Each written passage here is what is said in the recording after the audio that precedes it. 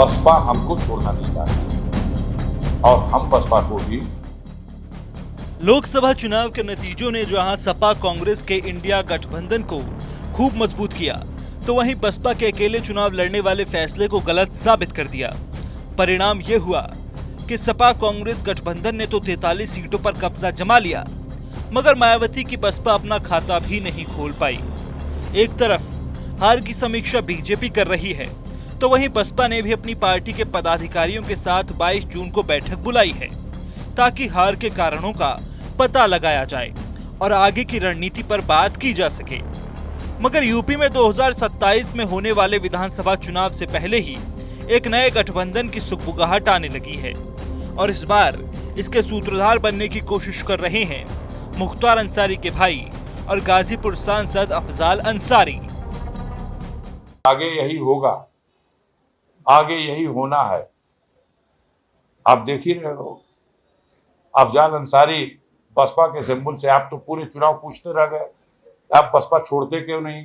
हम आपसे कहते रह गए, आप बसपा से हमसे को निकलवाते क्यों नहीं।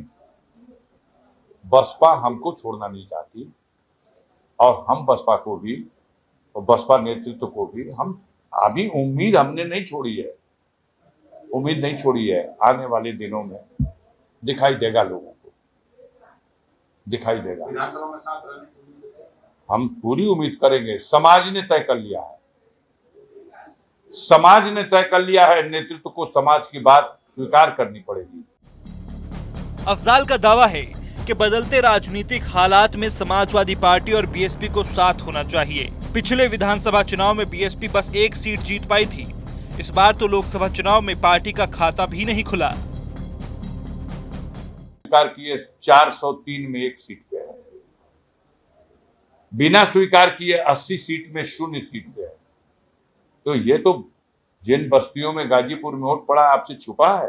अगर दलित समाज का वोट अफजाल अंसारी के खाते की तरफ ट्रांसफर हो जाएगा तो रिजल्ट दूसरा होगा, और नहीं तो बसपा के अलग होने के बाद वोटों की ताकत तो कमजोर है। अफजाल अंसारी ने दावा किया है कि वो लोगों से बातचीत से बहुत कुछ सीखते हैं, सीखने का विकल्प हमेशा खुला रखते हैं। उन्होंने दलित वोटरों को ठीक से समझा और परिणाम सबके सामने है। हालांकि अफजाल अंसारी के इस दावे में कितनी सच्चाई है, ये तो वक्त आने पर ही पता चल सकेगा।